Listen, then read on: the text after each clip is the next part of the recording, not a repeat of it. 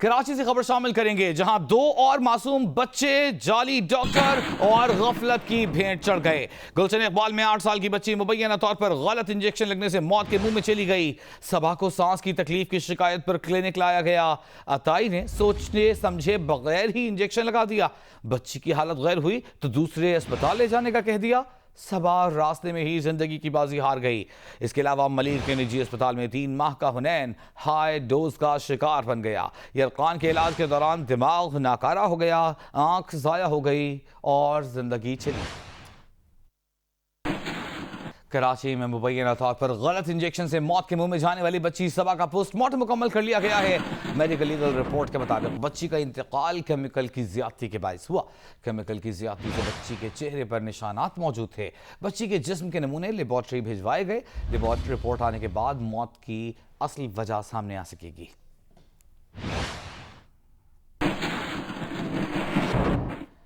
गुलिस्तान जौहर कराची के दारुल सेहत अस्पताल में गलत इंजेक्शन से जाम बहक होने वाली नशवा के वालिद ने गुलिस्तान जौहर में धरना दे दिया है। मीडिया से गुफ्तगू में नशवा के वालिद कैसर अली ने कहा कि उनका एहतजाज किसी एक अस्पताल के खिलाफ नहीं, गैर रजिस्टर्ड अस्पतालों के खिलाफ कमीशन बनना चाहिए। नशवा के वालिद का कहना था कि उन्होंने दारुल सेहत अस्पताल को सरकारी कंट्रोल में देने का मुतालबा किया था, लेकिन कोई मुतालबा पूरा नहीं हुआ।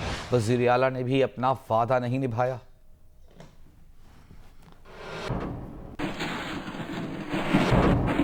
दूसरी जानिब सिंध हुकूमत की नुमाइंदगी करते हुए मुशीर इत्तलात सिंध मुर्तज़ा वहाब ने कहा है कि निशवा केस में सिंध हुकूमत अपना किरदार अदा कर रही है और उसने अपना किरदार अदा किया। अगर बच्ची के वालिदैन किसी पर गफलत का केस बनाना चाहते हैं तो पुलिस को दादरसी करनी चाहिए। कराची में मीडिया से गुफ्तगू करते हुए मुर्तज़ा वहाब का कहना था कि सिंध हुकूमत सेहत के शोबे में इस्लाहात ला रही है, नई कानून साजी कर रहे हैं ताकि पुलिस अवाम को जवाब दे दो। अगर इदारे खुद को एहतसाब से बाला तर समझें तो फिर क्या कर सकते हैं।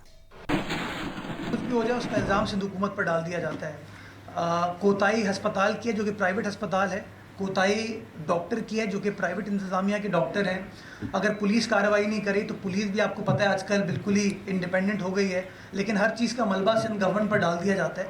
लेकिन तमाम मुश्किलात के बावजूद सिंध गवर्नमेंट अपना काम करने को तैयार है। जो भी लेजिस्लेटिव इंटरवेंशन की कानून में बेहतरी लाने की ज़रूरत है वो सिंध गवर्नमेंट करेगी। और अब चीन के हवाले से अहम खबर आपको देंगे। पाकिस्तान और चीन के दरमियान रेलवे के मुआहदे ML1 पर दस्तखत हो गए। पेशावर से कराची तक रेलवे का डबल ट्रैक बनाया जाएगा। वजीर आज़म इमरान खान और चीन के वजीर आज़म ने इस मुआहदे पर दस्तखत किए। नए ट्रैक पर ट्रेन की स्पीड कम अज़ कम 160 किलोमीटर फी घंटा होगी। वजीर आज़म ने बीजिंग में चीन के सदर शी जिनपिंग और वजीर आज़म ली की शियांग से भी मुलाकात की। दोनों मुल्कों के वफूद की सतह पर भी बातचीत हुई। जिक्र रॉक स्टार अली जफर का। जिनसी हिरासानी के इल्जाम और सोशल मीडिया पर तबसरों के बाद रॉक स्टार अली जफर रो पड़े। जीनियस के प्रोग्राम नया पाकिस्तान में कहा कि उन्हें नहीं पता कि मीशा शफी ने उन पर इल्जाम क्यों लगाया। कहा कि जिस म्यूजिक सेशन में हिरासानी का इल्जाम लगाया गया वहां 2 खवातीन समेत 11 लोग और भी मौजूद थे। अगर मीशा के साथ हिरासमेंट हुई तो उसने मेरी बीवी या घर वालों को शिकायत क्यों न की। मैं बेकसूर था, बेकसूर हूं। उन्होंने कहा कि अदालत मीशा शफी का इल्जाम मुस्तरद कर चुकी है और अब मैंने मीशा शफी पर हत्या के इज्जत का केस किया हुआ है। उन्होंने कहा कि मैं मीशा से एक बार फिर कहता हूं कि अपने इर्द गिर्द के लोगों की बातों में न आए। ये मेरे सारा दर्द अपने अंदर सहा है। मेरी फैमिली ने, मेरे बच्चों ने, मेरी वाइफ ने, और एक लफ्ज मैंने बोला 1 साल।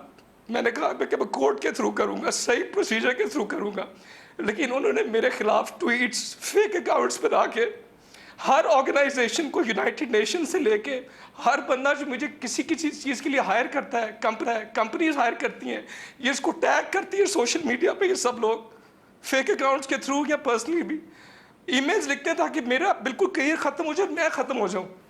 मैं इसको इसलिए एडवोकेट कर रहा हूँ क्योंकि मैं और मेरी वाइफ अली जफ़र फाउंडेशन के थ्रू हम सेक्शुअली हरास विमेन और जो एक ख़ास तबके की जो ख़वातीन हैं उनको उनकी रिहेबिलिटेशन कर रहे हैं। लर्निंग हब्स है हमारे अंदरून शहर में। सबा जो उनकी वालिदा है, मैं उनका बहुत एहतराम करता हूँ क्योंकि मैं बचपन से उनका फ़ैन हूँ। उसकी वालिदा मेरे वालिद साहब की शागिर्द हैं, सबा आंटी। अगर कोई ऐसी चीज़ थी तो मेरे वालिद को फ़ोन कर देते। अगर मीशा को कोई ऐसी चीज़ फील हुई तो मैं मुझसे नहीं कहा जा रहा, मेरी बीवी को बता देती, तुम उसकी दोस्त थी, तुम मेरे घर आती रही हो, मेरी दावतों पे, मेरी पार्टीज पे आती रही हो, खुद मेरे साथ तस्वीरें खिंचवा के तुम सोशल मीडिया पे लगाती रही हो, खुद अपने फेसबुक प्रोफाइल पे। और एक इंटरेस्टिंग चीज़ आपको बताऊं, लेकिन मीशा अली शफी साहब, ने कहा कि कोई अगर आपके साथ तस्वीर लगाए तो इसका hold on। मतलब ये तो नहीं है ना कि तस्वीर खिंचवाने वाला हरासमेंट नहीं कर सकता, इसका ये मतलब तो हरगिज नहीं हो सकता ना। बिल्कुल, चले मैं कहता हूं let all the odds be against me, all the odds मेरे अगेंस्ट हो गए, लेकिन अगर उसके साथ हरासमेंट हुई है, उसने कहा जैम रूम में हरासमेंट हुई है, जैम रूम में 11 विटनेसेस हैं, 11 लोग हैं, उसकी एक वीडियो भी है जिसमें से 2 खवातीन हैं। अगर आपने खवातीन को ही बिलीव करना है तो फिर उन 2 खवातीन को भी बिलीव कीजिए जो अपनी आंखों से देख रही थी सारा कुछ, कि मुझे आके इसने गले मिली है, जाते हुए गले मिल के गई है, उसके बाद कॉन्सर्ट होता है, ठीक है। और अगर ये जैम रूम पे हरास हुई है, कॉन्सर्ट इसने आके कर लिया है, कॉन्सर्ट करके ट्वीट की है मेरे साथ कि क्रूनिंग विद अली जफर, ये ट्वीट की, तो हरासमेंट से पहले वो ट्वीट इसने डिलीट कर दी। कॉन्सर्ट पे मेरे साथ परफॉर्म करती हैं, हंसते गाते हुए गाने गाते हैं, मुझे स्टेज पे भी थैंक यू कर रही हैं, उसकी उधर की भी ऑर्गेनाइजर्स ने भी वीडियो बनाई हुई है। अगर हरास हुई हैं, ये सारा कुछ हो गया, उसके बाद मुझे मैसेज क्या कर रही हैं, आज फिर मैं ये मैसेज पढ़ के सुना ही देता हूँ क्योंकि हमने कोर्ट में एज एन एविडेंस भी डाला हुआ है।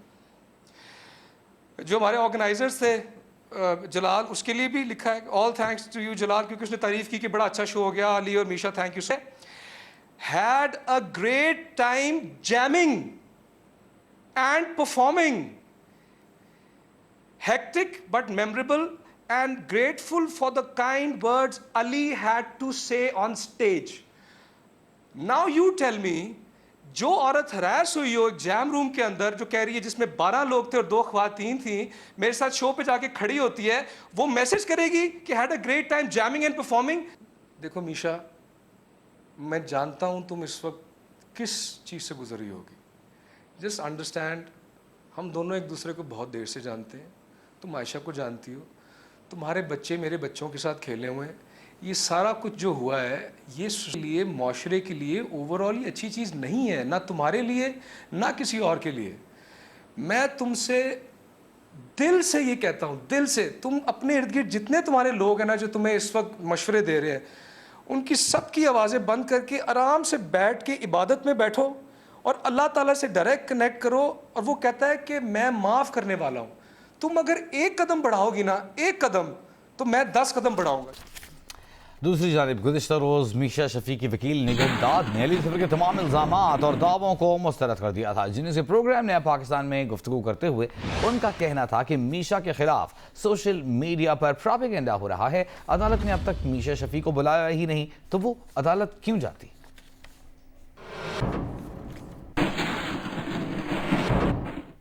इस सारे मामले पर गुलकार अली जफर की अहलिया आयशा फजली भी सोशल मीडिया पर मुखालिफिन पर बरस पड़ी। एक ट्विटर पैगाम में उनका कहना था कि अली जफर के खिलाफ मुजरिमाना और बेरहम मुहिम के नतीजे में उन्होंने, उनके शोहर और ख़ानदान ने जिन तकलीफ दे तजर्बात का सामना किया, उनको अल्फाज में बयान नहीं किया जा सकता। इंटरनेट पर हिरासा किए जाने और अपने दोस्तों के धोखे दिए जाने ने उनकी आंखें खोल दी हैं।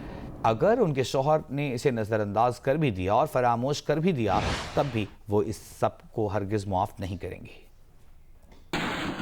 पेशावर से ताल्लुक़ रखने वाले हुक्मरान जमात पाकिस्तान तहरीक इंसाफ के रुकन सूबाई असम्बली फजल इलाही डॉक्टर भी बन गए। जियो न्यूज़ को मौसूल होने वाली इस वीडियो में देखा जा सकता है कि पेशावर से पाकिस्तान तहरीक इंसाफ के MPA फजल इलाही एक शहरी को टीका लगा रहे हैं, और वो भी सरेआम, जबकि इंजेक्शन लगाते हुए उनका हाथ कदरे लरज़ भी रहा है और वो मुतासरा शख्स से पूछते हैं कि दर्द तो नहीं हो रहा। इस दौरान MPA फजल इलाही ये भी कहते हैं कि अगर और कोई है तो उसे भी टीका लगा दूं। दूसरी जानिब डॉक्टर्स एसोसिएशन ने MPA फजल इलाही के टीके लगाने की मजम्मत करते हुए कहा कि टीके लगाना नॉन क्वालिफाइड लोगों का काम हरगिज़ नहीं, MPA ने हद से तजावुज़ किया है।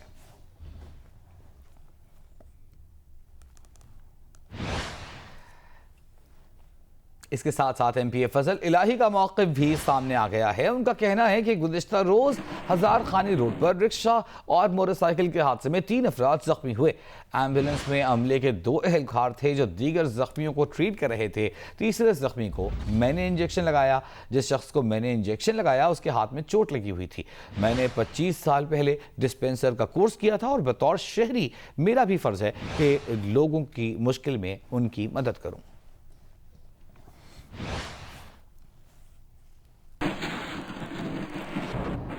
जमीयत उलमा इस्लाम के अमीर मौलाना फजलुर रहमान ने मानसेहरा में जलसे से खिताब किया। कहा कि हुकूमत को वक्त देना धांधली ज़दा इलेक्शन को तस्लीम करने के मुतरादिफ है। उन्होंने कहा कि 18वीं तरमीम खत्म करके आमरीत को रास्ता देने की इजाज़त नहीं दी जा सकती।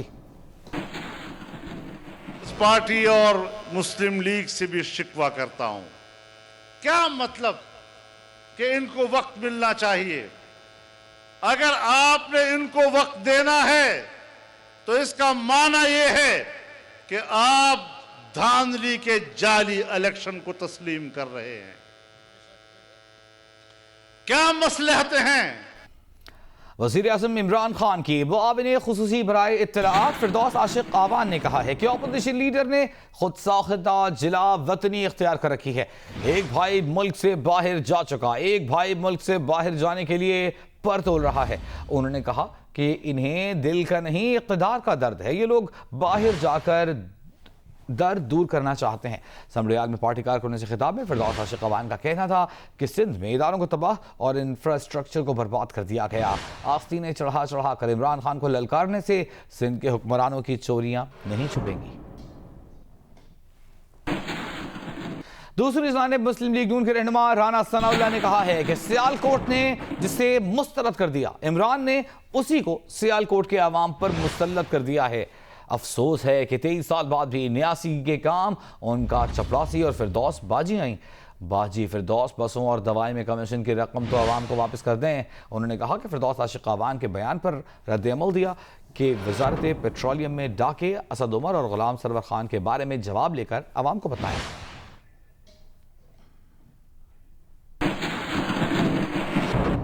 मुस्लिम लीग नून की तर्जुमान मरियम औरंगजेब ने थाना सिटी हाफिजाबाद पर हमले की मजम्मत करते हुए कहा है कि पुराने पाकिस्तान में इमरान खान साहब पार्लियामान और पुलिस वालों पर हमले करते थे।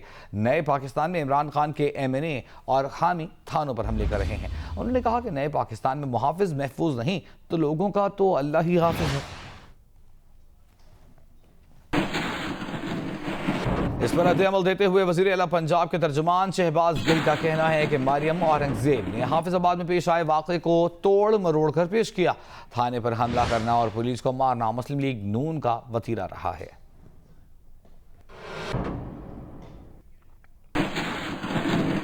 DG ISPR major general Asif Ghafoor कल दोपहर 3 बजे मीडिया ब्रीफिंग देंगे। DG ISPR पाक भारत हालिया कशीदगी और मुल्की सलामती की सूरत हाल से आगाह करेंगे।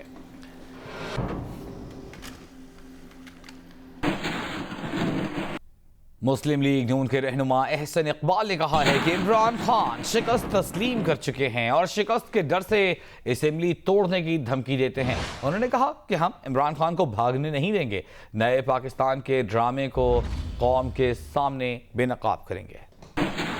खान साहब, आपको भागने नहीं देंगे, घबराइए नहीं, भागना नहीं, और आपको हम पूरी तरह पाकिस्तानी अवाम की अदालत में आपकी नाकामी की वजह से अवाम के ज़रिए सज़ा दिलवाएंगे।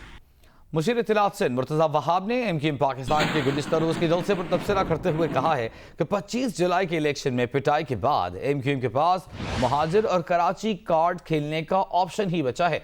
MQM के पास चाइना कजिंग का इख्तियार है, पार्क बनाने का नहीं, जाली नौकरियां देने का इख्तियार है, काम करने का नहीं, बात करने का इख्तियार है, काम करने का नहीं।